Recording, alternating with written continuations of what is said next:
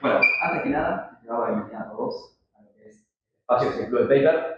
El Club de Paper nació hace un par de años como un lugar donde estudiantes de computación puedan presentar diferentes cosas que les interesan de computación y de datos. Hoy en día lo está manejando lo que es BAISH, que es el Buenos Aires Safety, un grupo que vamos en la FACU para hablar sobre seguridad de la IA, más al final de la charla un poco más. Hoy lo tenemos a Mega, Ignacio Losigio, que lo conocemos como Mega en el DCED, una persona súper conocida que todos admiramos. Yo, por ejemplo, lo tuve como profe en métodos numéricos, si no me equivoco, y nos resolvía la vida. Para contarles un poco de Mega, la magnitud de la persona que estamos hablando hoy, él trabajó en Guaira, que es una distribución GNU de Linux, trabajó en Onapsis, haciendo una herramienta de análisis de código para aplicación de negocios, es ayudante ahora de Orga 2. Ahora se llama Orga secas, pero... Orga. O sea que todo el mundo le usa Orga, yo digo Mega y me dice sí. Y más o menos. Es muy bueno. ¿Qué más? En Salesforce haciendo un framework de conectividad con APIs y en un equipo de Paro, que es algo más relacionado a lo que vamos a hablar hoy. Paro es una distribución de Smalltalk, que yo lo considero que es el primer lenguaje de programación orientada a objetos realmente bien hecho. Que realmente representa lo que es la programación orientada a objetos. Y bueno, vamos a hablar de un detalle de lo que es... Sí. Buenísimo. Todo tuyo. Bueno, el fin de la charla es presentar la idea esta de inline caching. Es una optimización, pero más allá de ser una optimización, lo que tiene súper lindo es que de repente ahí adentro permite habilitar un montón de otras cosas a hacer con el código, desde el punto de vista de persona que hace un runtime, que hace un entorno de ejecución para otros programas. Uno está en una situación donde uno observa los programas desarrollarse e intenta hacer que corran más rápido. Una base de datos intentará que la query se adapte de acuerdo a la distribución de los datos. Un lenguaje de programación dinámico intentará acelerar el código de acuerdo a cómo va evolucionando y qué es lo que está haciendo. Y un sistema operativo intentará asignar recursos de la forma más útil para que la computadora pueda progresar en su fin, ¿no? Todo eso son ejemplos de runtimes, de entornos de ejecución. Inline caching es una optimización para lenguajes, para lenguajes de programación. Entonces, bueno, ¿quién soy? Ya me presentó. Soy Ignacio Losigio, me dicen Mega. Quienes usen Telegram para los grupos de la facultad, soy @soymega. Trabajé haciendo algunas cosas de análisis de código y el año pasado estuve con el equipo de Faro Smalltalk, que es uno de los Smalltalk más grandes y de los que son open source, creo que es el más grande, en Lille, Francia, en el norte de Francia. Este no es mi tema de tesis, pero es todo lo que está alrededor de mi tema de tesis. O sea, todo lo que tuve que leer, más o menos. La agenda de hoy es un overview chiquitito de introducción de qué es compilación just in time, que es lo que originalmente motiva a la optimización. De ahí hablamos de inline caching en su primera presentación, como se da en 1984, que es el inline caching monomórfico, que cubre el 95% de las cosas. Y luego en principio del 90, fines de los 80, otro equipo de investigación hace el inline caching polimórfico, que casi que termina de cerrar ese gap y empieza a habilitar un montón de cosas súper interesantes. Y de ahí salen un montón de spin-offs. Sale la idea de, ok, usar esto para mejorar el compilador, usar esto para mejorar el intérprete, o permitirle, darle este poder a quien esté del otro lado del runtime y que lo pueda usar para acelerar su propio programa. Esas son las partecitas. Entonces, inline caching monomórfico, ¿y qué es un JIT? Acá, ¿alguien sabe qué es un JIT? ¿No sabe qué es un JIT? ¿Se imaginan qué hay atrás de eso? ¿No? La idea es... No. La idea es, uno tiene su programa escrito en su lenguaje de alto nivel y no todos los lenguajes son compilados. En tiempos pasados, los lenguajes que no eran compilados eran interpretados. Y lo que ocurre es que la mayoría del código no está siendo usado. Tal vez no necesito compilar todo el código, solo necesito compilar el código que estoy usando constantemente. o solo necesito compilar la parte del código que hace que mi sistema sea lenta. Entonces, ahí un poco nace esta idea del compilador just-in-time, del compilador que mientras estoy corriendo mi código, interpretándolo, me doy cuenta que una parte la podría acelerar. Entonces, esa parte la elijo, la compilo, la intento optimizar y no me preocupo por compilar todas las posibles semánticas y los posibles programas. Me preocupo por compilar las cosas que necesito que sean rápidas. La mayoría de los compiladores just-in-time compilan desde bytecode, o sea, desde un set de instrucciones como un assembler, pero de más alto nivel. Entonces, acá tenemos un ejemplo en Python, con el bytecode equivalente de Python. Tenemos una instrucción, tenemos una función que llama setWidth, con width por algún factor que está dado como parámetro. Y el equivalente es, bueno, cargame la variable que se llama bcorta, cargar el atributo que se llama setWidth, cargar de vuelta la variable que se llama bcorta, cargar el atributo que se llama width, cargar la variable que se llama f, multiplicar, que es lo que vamos a multiplicar, las últimas dos cosas. Hace una llamada a función. ¿Con cuál función? La que cargaste al principio de todo. Limpia la pila, retorna none. Sigue siendo algo muy similar a programar en ensamblador, pero como se dan cuenta hay una noción de variable, hay una noción de llamar a una función, hay una noción de que esta operación multiplicar no sabe si son dos números, dos strings, dos puntos, dos vectores, dos matrices. Multiplica. Y ahí está un poco el chiste de esto. ¿Cómo sé si esta multiplicación es la multiplicación de puntos, o es la multiplicación de números, o es la multiplicación de string con un número? La observación principal es esta. En un punto específico de mi programa, el polimorfismo observado es poco. Sí. ¿Qué es polimorfismo? Ok. Tal vez hay muchos objetos, muchas clases, hay muchas cosas que se llaman setWidth. Hay muchas cosas a las cuales se les puede modificar el ancho. Pero en el contexto de la parte del programa que trabaja con las ventanas, el modificar el ancho modifica el ancho de una ventana, no modifica el ancho de una imagen. No modifica el ancho de un rectángulo, no modifica el ancho de una ventana deslizante para alguna cosa de procesamiento de señales. Modifica el ancho de una ventana. Entonces, dentro de cuando uno programa código, cuando uno escribe código, el código tal vez permite muchas más cosas de las cuales efectivamente se usan. Y esa es la observación principal que vamos a usar para optimizar. La segunda observación es que si estoy multiplicando puntos, probablemente siga multiplicando puntos. Si estoy multiplicando números, probablemente siga multiplicando números. Si estoy concatenando strings, probablemente siga concatenando strings. Lo que observo no es normal que cambie. Y bueno, tal vez cuando cambia, puedo comerme ese costo la primera vez y después, o sea, si tengo algo que tiene dos modalidades, una lista que tiene muchos números enteros y después muchos números decimales, puedo asumir que siempre van a ser enteros y en el momento que dejen de serlo, desoptimizar y empezar a procesar como números decimales. Para los sistemas orientados a objetos hay una observación extra que está buenísima, que es el par clase nombre de método me identifica al método. Si yo sé la clase y sé el nombre, entonces tengo el método. Y no necesito más información que esa. El nombre está implícito en el código, entonces lo único que me voy a tener que acordar es la clase. Y eso es lo que voy a hacer con el line caching. Entonces, ahora sí, ¿qué es inline caching? Nuestro código tiene esta pinta, ¿no? Ahora pasamos de Python a JavaScript porque estoy más acostumbrado a JavaScript.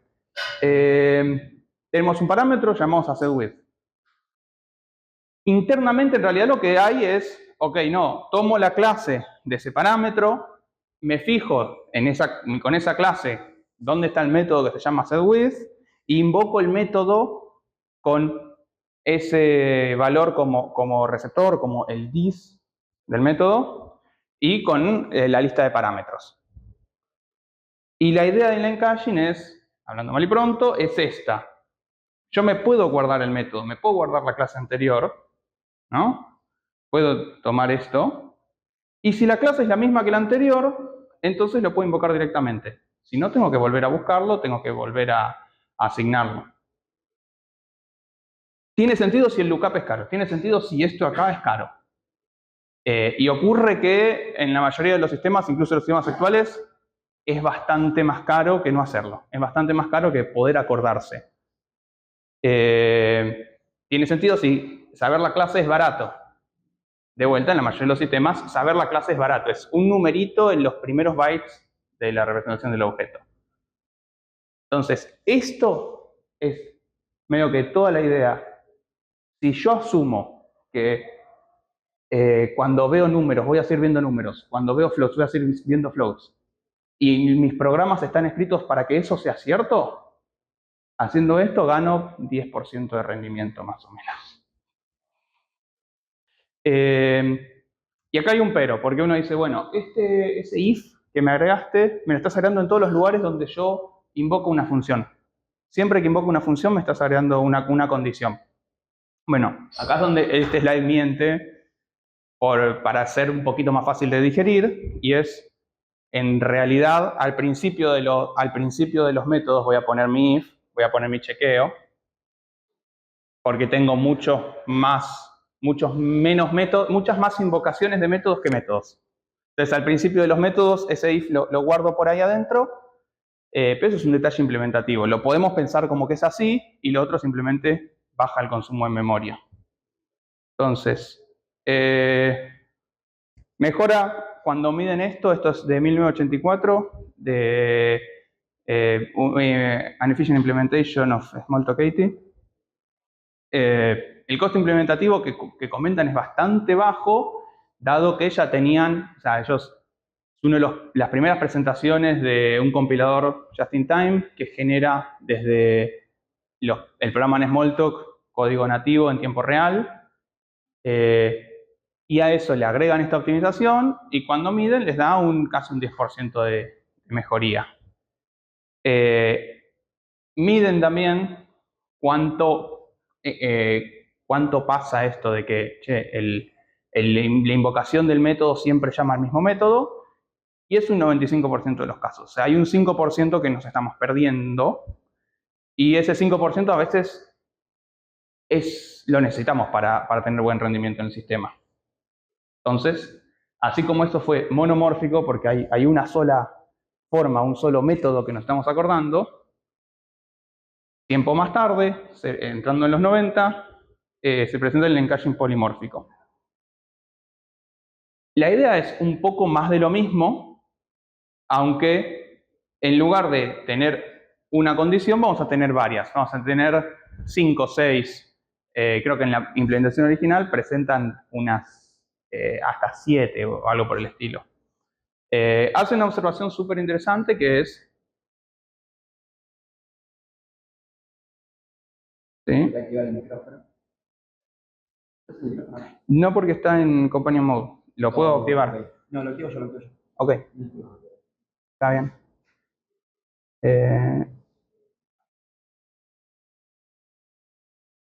Ok.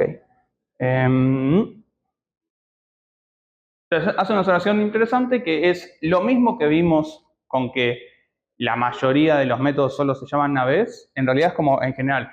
El 90 y pico % de los métodos tienen una sola clase. De lo que queda, el 80 y pico tienen 2. De lo que queda, el 80 y pico o el 70 y pico tienen 3. Y hay muy poquitos lugares donde se llaman una infinidad de métodos. Un ejemplo de algo que puede ser muy polimórfico, que le llaman megamórfico, es tengo una pieza de código que se encarga de mostrar algo, de transformarlo en texto. Entonces está yendo por una lista de objetos y a cada objeto le dice, che, representate como texto, representate como texto, representate como texto. Y tal vez hay muchos tipos de objetos distintos. Bueno, ese es el ejemplo clásico de un lugar donde invoco un método, pero por la naturaleza misma del código termina siendo megamórfica la invocación. Y no tengo mucha oportunidad de optimizar. Pero si son 2, si son 3, eso ayuda bastante. Algo muy interesante de este trabajo es esto lo hacen para el lenguaje self. En el lenguaje self no hay estructuras de control. El true y el false son dos objetos, donde el true recibe, al true le decís if true y false, y evalúa la rama del true, y el false evaluará la rama del false. Entonces, ahí tienen un ejemplo claro de invocaciones que son por naturaleza propia bimórficas. O llamás al método if true y false del objeto true, o al método if true y false del objeto false. Con esto, más algunas optimizaciones más, logran todo ese dinamismo del sistema, igual transformarlo en un if. Tener un if sin en la semántica del lenguaje tenerlo. Acá un poco el detalle este implementativo que les decía. El chequeo de los métodos en realidad no se pone en el medio del código, sino que se pone al principio del método al que salta. Entonces, las implementaciones de las inline caches polimórficas, PIC viene de Polymorphic Inline Cache, lo que hacen es saltan después de este chequeo y ejecutan el método. Y al fin y al cabo saltas a un switch. O lo pueden ver como que el intérprete, mientras se está ejecutando, deriva una tabla de dispatch específica para esa invocación. O sea, se lo puede ver desde un punto de vista de optimización, desde un punto de vista de optimización como de intérprete, como, ok, voy mirando estas cosas porque son las que me acuerdo, o desde un punto de vista, no, estoy sumando información y en base a esa información voy a derivar un dispatch específico. Y tal vez este dispatch lo voy a derivar de forma tal que los métodos más comunes estén al principio y los menos comunes estén al final. Y de repente eso nos va a ir llevando al siguiente punto, porque hay un montón de información interesante que nos está quedando en estas tablitas. Detalle, bueno, el código de cara a la invocación del método va a ser el mismo. La implementación de estos sistemas no tiene diferencia. Una inline cache polimórfica llama directamente un método, una inline cache monomórfica llama directamente al método, una inline cache polimórfica llama a esta secuencia de if es rectángulo, entonces llamo al área del rectángulo. If es círculo, entonces llamo al área del círculo. La implementación por eso es bastante sencilla. Tiene un costo de memoria que no es bajo, porque ahora estoy generando mucho más código. Estoy generando un montón de estas tablitas de if, else, if, else, if, else, que por cuestiones de microarquitectura no puedo unificar y hacer una sola. Tengo que tener varios dispatches. Y bueno, las invocaciones que tienen demasiado polimorfismo no se ven beneficiadas. En el caso, por ejemplo, de Faro Smalltalk, lo que se termina haciendo es saltar al lookup directamente y rendirse. Básicamente, dejar de intentar optimizar, porque esta optimización tiene el costo de ir y estar modificando la memoria del programa mientras el programa se ejecuta. Entonces, básicamente son la extensión más obvia. Si antes guardaba 1, ahora guardo 3 o guardo 5. La mejora de rendimiento que ellos observan en Self es de un 10%. Y como no son comunes, como solo aplican el 5% de las invocaciones de métodos, no ven un consumo de memoria súper grande. Ven en el caso de ellos poquito menos de medio megabyte en computadoras que tenían ya decenas de megabytes de memoria. Así que hay una cosa súper importante que es, si yo tengo un programa y está corriendo, lo que me va a pasar es que tal vez hay algo que es monomórfico. Una vez lo llamé con otra cosa, con otro tipo de objeto, pasó a ser polimórfico, pero después nunca más lo llamé con ese otro tipo. Y tengo un costo de rendimiento por ese cambio que lo estoy perdiendo. O lo que puede pasar es que corrí algo de código, se ejecutó código que hizo cosas que eran medio raras, y ahora de repente el sistema está como intentando optimizar ese caso muy extraño que no va a volver a ocurrir tal vez por horas. Bueno, por el diseño en sí del sistema, siempre se puede agarrar y marcar acá, tacharlo y decir, bueno, no sé a dónde va, arranquemos de vuelta.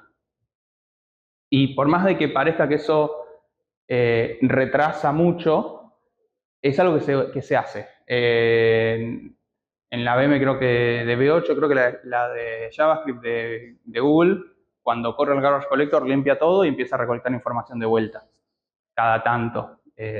Porque al fin y al cabo sabe que el trabajo que uno está haciendo cambia con el paso del tiempo, entonces uno quiere capturar esa idea de cuál es el trabajo actual y optimizar eso. No quiero optimizar todos los posibles trabajos, porque eso siempre va a ser subóptimo, va a intentar optimizar cosas que ocurren una única vez. Bien, entonces eso es la base. En los lugares donde voy a llamar un método, a veces llamo directamente al método y allá chequeo si lo tenía que llamar o no. Cuando de repente tengo varios, llamo a una tablita que dice, es este, y si no, bueno, lo iré a buscar, extenderé la tablita, lo que fuera. Ahora, de acá, hay algo súper interesante que es, tengo muchísima información en esta tabla, en estas calles. Sé que el número siempre es un entero, sé que el if siempre es true, sé que lo que estoy dibujando siempre es un círculo. Y puedo usar eso para optimizar. Si tengo un compilador que optimiza, antes no sabía nada, antes decía, bueno, voy a llamar un método en algún objeto, no sé la clase, no sé nada. Y ahora decís, voy a llamar un método en algún objeto, no sé la clase, pero el 90% de las veces es un círculo. Ok, bueno, tal vez puedo optimizar para el caso del círculo, si casi siempre es un círculo. Esa es una frase que me gusta mucho en los papers de Self, que dice, para que un sistema orientado a objetos sea rápido, tiene que pretender que está enviando sus mensajes. No tiene que enviarlos, tiene que parecer que los está enviando. Tiene que mantener la semántica, pero por atrás saber cómo optimizar y cómo hacer cómo interpretar la intención atrás del código. De vuelta, el código expone mucho más polimorfismo y mucha más variedad y muchas más cosas de las que realmente uno observa cuando pone el programa en ejecución. Esto en sí es muy similar, quienes cursaron Ingeniería 1, a la idea de live typing. Live typing en construcción es algo muy similar a inline caching, solo que los lugares donde pone las calles son más entendibles para una persona, porque son, en vez de ser los puntos donde uno invoca métodos, es los puntos donde uno asigna variables. Y no se usa para realizar optimizaciones, se usa para proveer de ayuda a la persona que está programando. Sí podría, por ejemplo, intentar usarse las inline caches para hacer algo similar al live typing.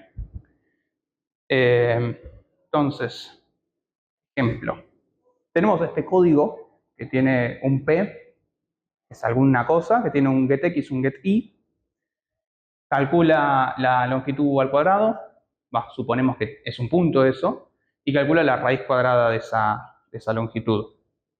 Si lo ponemos a correr, lo que tal vez observemos es que getX y getY es siempre un método en un vector de 2 dimensiones, y que la raíz cuadrada a veces se está llamando en un entero de 32 y a veces se está llamando en un float de 32 bits. Y bueno, imaginemos como nombres de fantasía de que hay un native raíz cuadrada de enteros y native raíz cuadrada de floats. Entonces, algo que uno se podría imaginar es una transformación medio de mentiritas con esta pinta donde, ok, P es un vector, entonces ya directamente accedo al X. No tengo que invocar al método, no tengo que chequear el tipo, no tengo que crear un stack frame, no me tengo que preocupar por nada. Puedo de forma directa acceder al campo del objeto. Lo mismo para el otro campo. Un compilador que realmente optimiza podría agarrar esos dos chequeos y transformarlos en uno solo. Porque si es X la primera vez, va a ser X la segunda. Después calcularemos el resultado y en base a si es un entero, si es un float, se puede, tal vez acá sería invocar un método nativo o copiar el código de ese método nativo que calcula la raíz cuadrada, ese intrinsic, como se le llaman compiladores.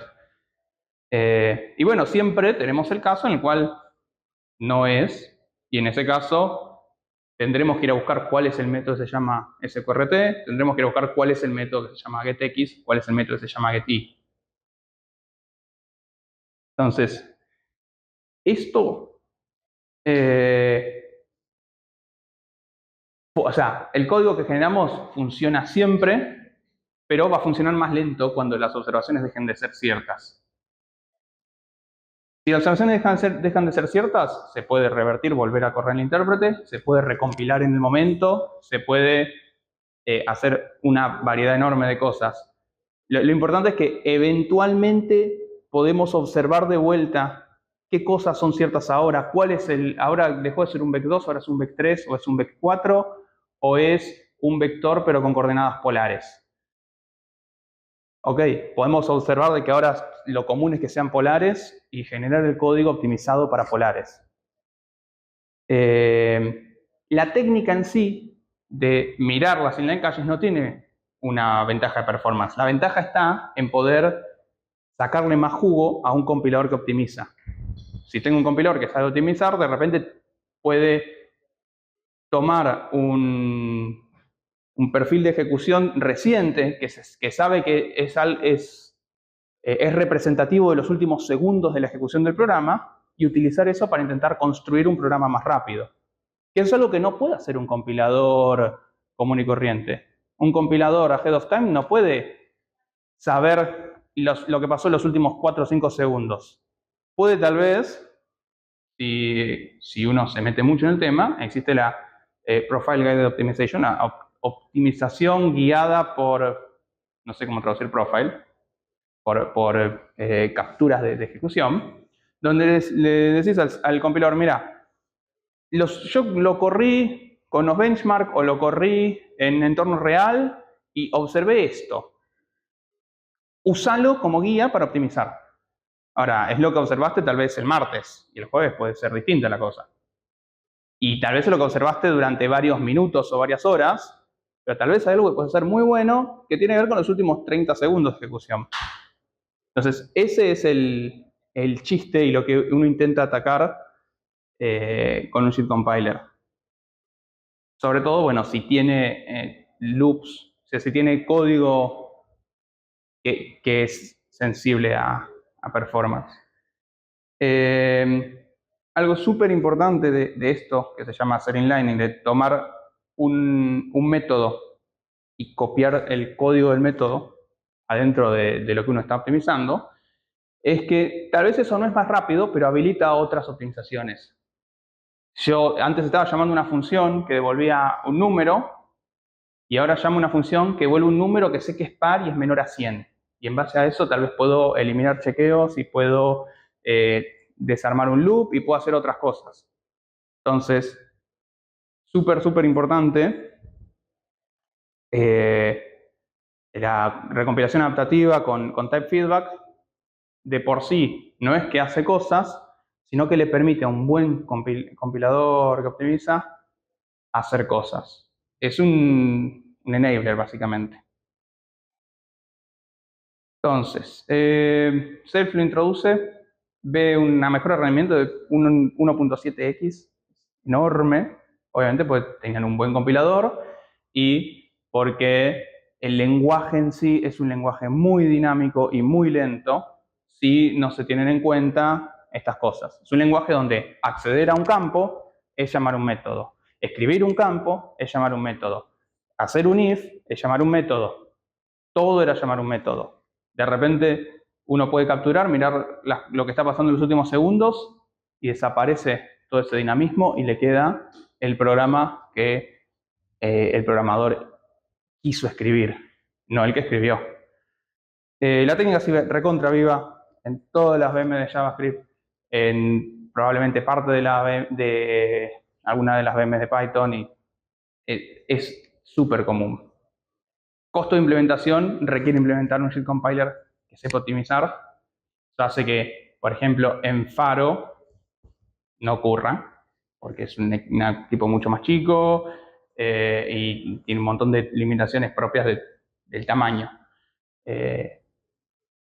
Entonces, en algunos de los resultados, ellos comparan con Self 93, que es el de la publicación, y 91, que es una implementación anterior, con un compilador mucho más avanzado en términos de optimización, pero que sabía menos cosas del programa.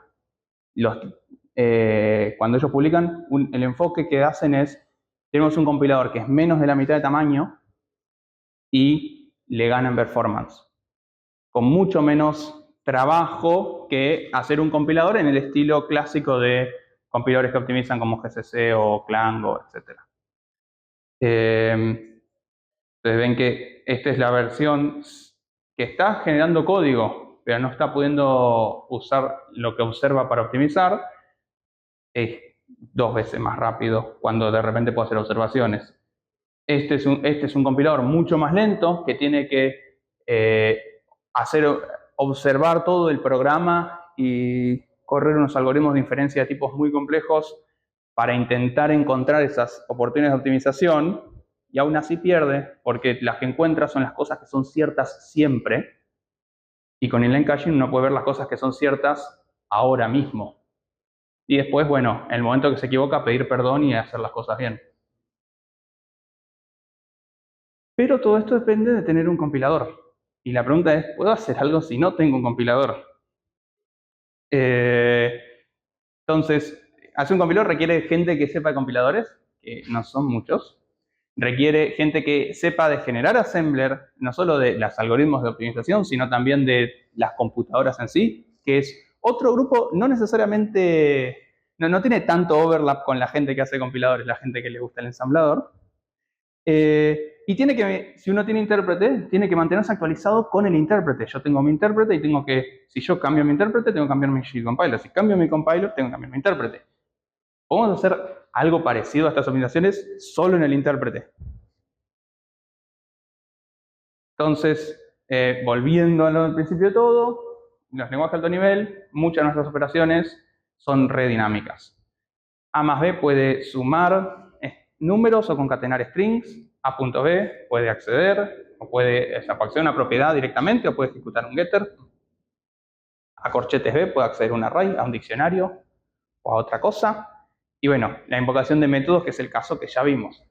Y en realidad, todos estos tienen pinta de invocación de métodos. Quien programó en Python sabe que A más B es A._A_B. A.B hay un get property o get fill, ahora no me acuerdo el nombre. Y lo mismo con los otros. Entonces, si tuviéramos add int y add string en lugar de solo add, tal vez podemos ganar un poco de rendimiento. Si tuviéramos call con la función que vamos a llamar, no call al aire, podríamos ganar un poco de rendimiento. Y un poco el chiste de quickening es esta idea de, ok, puedo tener una versión optimizada para los casos de enteros, para los casos de string, para los casos de floats, y puedo guardarme la última o las últimas versiones optimizadas vistas. Y puedo usar eso con el intérprete. Arranco mi intérprete, veo la siguiente instrucción. Si es una instrucción optimizada, si es sumar enteros, me fijo, ¿tengo 2 enteros? Ok, entonces sumo los enteros. Y lo que va a pasar es, bueno, este es el caso de Python. Tenemos una función de 3 parámetros, A más B por C.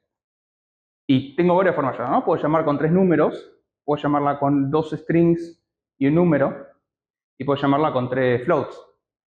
Todas son formas válidas de llamarla, y todas van a darme un resultado, sea más o menos coherente.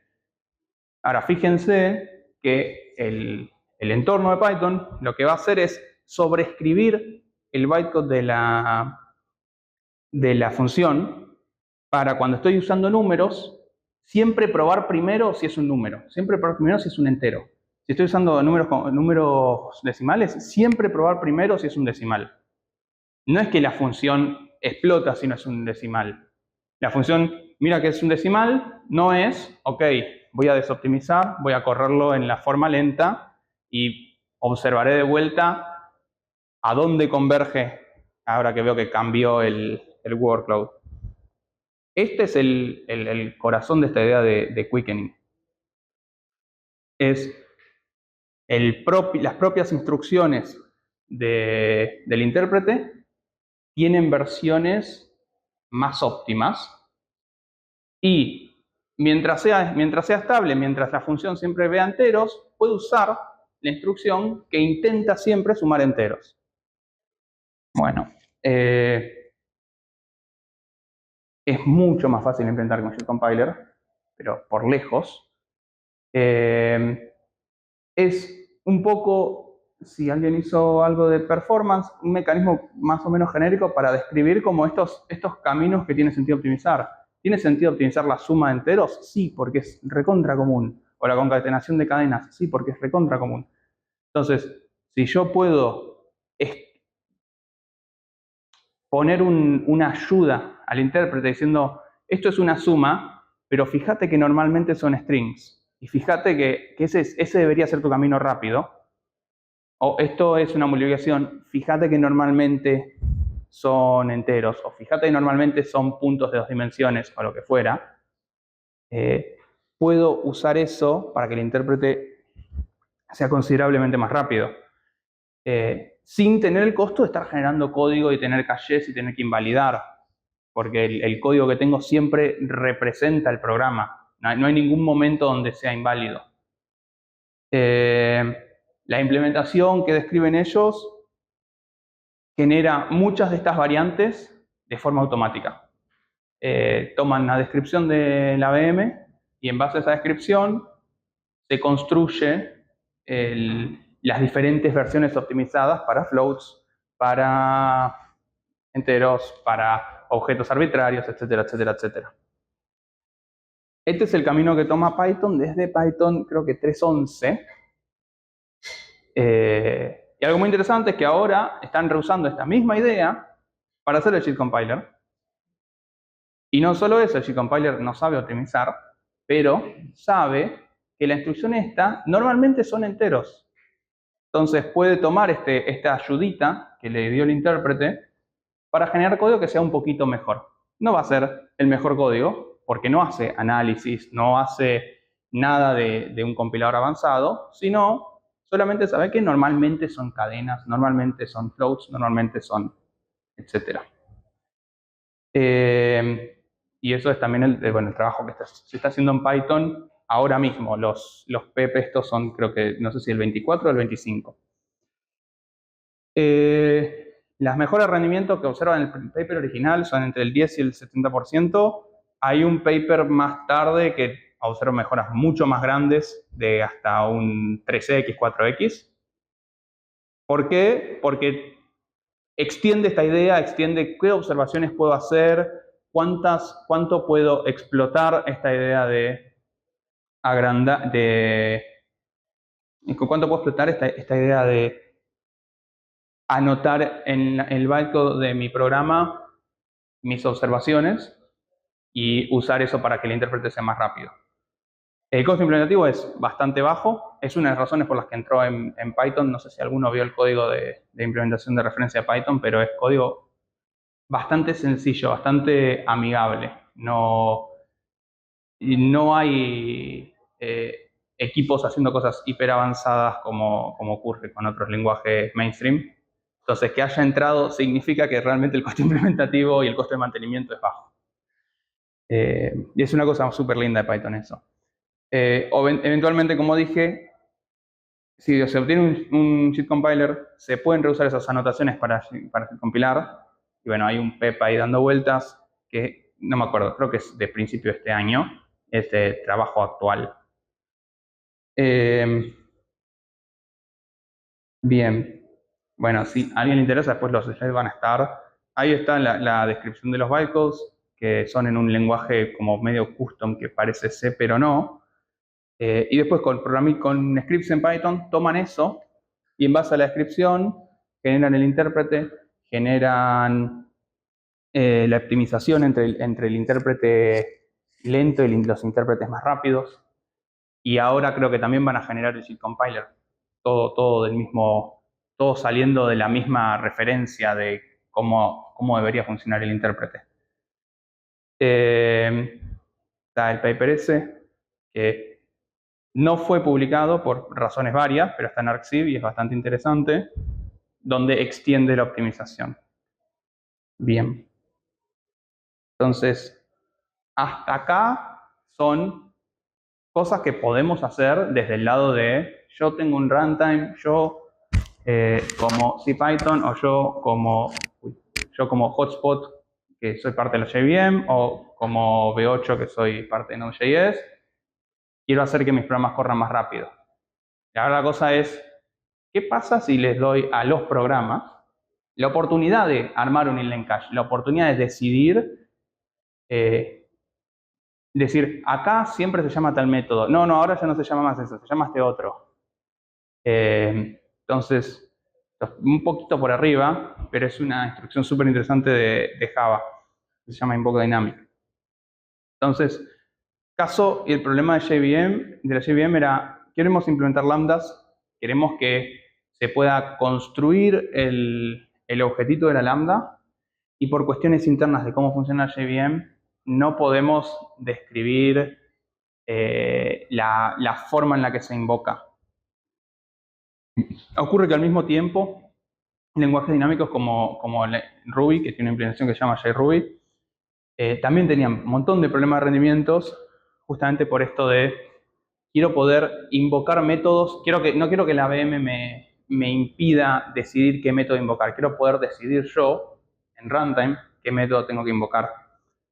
O sea, quiero un mecanismo para poder decidir qué método me toca y para poder decir, bueno, lo voy a invocar. ¿Cómo puedo exponer eso de forma segura como una API? Y ese es un poco el problema que intentan resolver. La idea es, bueno, separo en dos partes.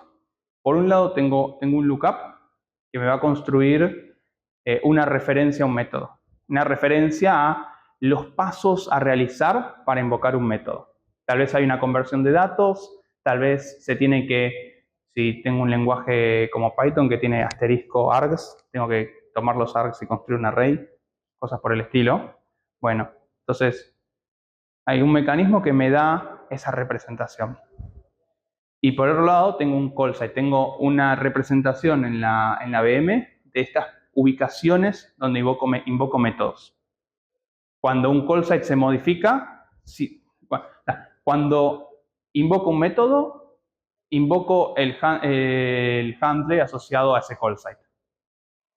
El call site va a poder ser modificado con el paso del tiempo y un poco lo que estoy permitiendo es que la implementación esta de algo como JRuby pueda manipular estos call sites para decir, uy, se modificó esta clase, ahora no es más este método. Uy, cambió la forma en la que se convierte algo, ahora, etcétera, etcétera, etcétera.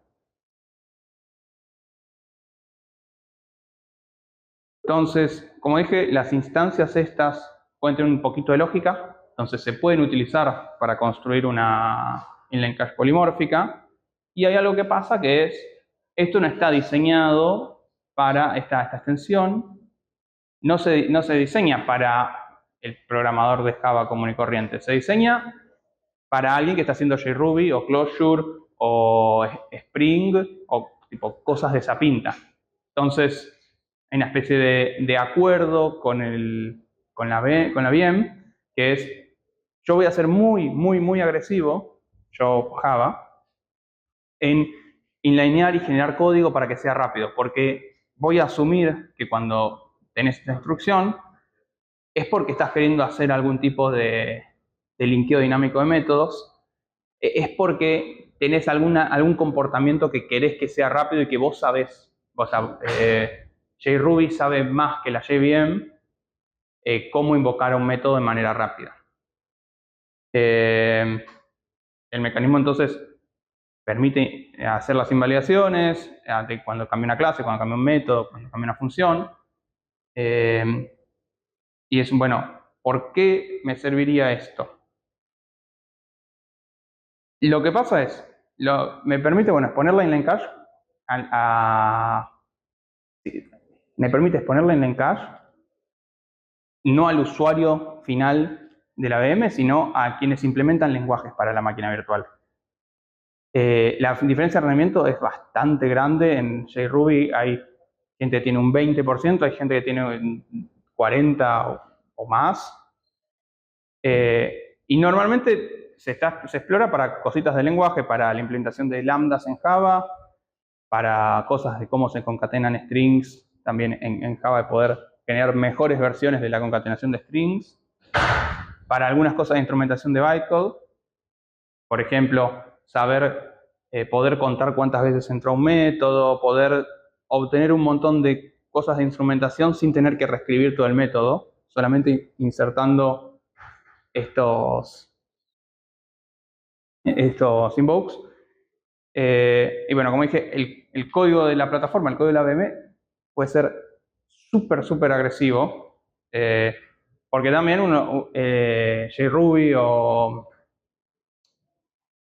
Clojure, lo que fuera, le va a decir, este es un call site y es constante, nunca va a ser modificado. Entonces, sentite completamente libre de inlinear. O este es un call site y va a ser modificado, pero es raro que sea modificado. Cuando se modifique, el sistema va a explícitamente sincronizar los threads. O este es un call site y va a cambiar todo el tiempo. Entonces, cuando se modifique, se va a tener que comunicar a lo largo de todos los threads de manera rápida. Entonces, todas esas cosas de repente caen en la plataforma y medio como un acuerdo entre partes en, ok, dados estos constraints, la plataforma va a intentar generar la mejor versión de la invocación que describe ese handle. Entonces, cerrando como la idea, y ahora bueno, podemos quedarnos hablando un rato larguísimo de esto. Repito, los programas expresan mucho más polimorfismo del que usan. Uno escribe A más B y significa 72.000 cosas, tanto en Python como en JavaScript, como en C++, pero uno después corre el programa y significa sumar un entero con un float y siempre se suma un entero con un float. La inline cache es más que la optimización. La inline cache es un poco una forma muy útil de conseguir información de cuál es el trabajo actual que está haciendo el programa. Después con eso uno lo puede usar para mostrar estadística, o lo puede usar para optimizar, o lo puede usar para hacer análisis de datos más tarde. Y finalmente, la inline cache reducen, y esto este último punto es lo mismo que el primero, reducen el costo que tiene el polimorfismo que no uso. Yo invoco un método, que puede ser cualquier método de una familia enorme, pero después observo que siempre este método, siempre el getter de tal clase, y ahora todo el polimorfismo que no usé, todas las opciones que estaban en la mesa y que descarté, no tengo que pagar por ellas. Puedo solamente invocar al método que efectivamente quería. De todas formas, los programas altamente polimórficos van a seguir siendo lentos porque el costo del polimorfismo usado no se borra. Solo se borra la parte que le permito al optimizador o al entorno obviar. Bueno, esos son todos los temas. Un poco las publicaciones en el orden que las fuimos viendo. 1984, la inline cache monomórfica. 91, la inline cache polimórfica. 91 y 89 son en el mismo hilo de la primera a la segunda implementación de Self. 94 es la tesis que presenta todo el trabajo de compilación adaptativa, más otras cosas. Es muy linda tesis. 2010, el trabajo de Brunhaller en cómo optimizar el intérprete de Python. que unos años más tarde entró a Python y ahora está, bueno, siendo una de las razones principales por las cuales se está haciendo Python más rápido. Y también al mismo tiempo Invoke Dynamic para Java 8 cuando le agregan lambdas a Java y empiezan a empujar la JVM como una plataforma para correr un montón de lenguajes y no solo el lugar donde corre Java. Bueno.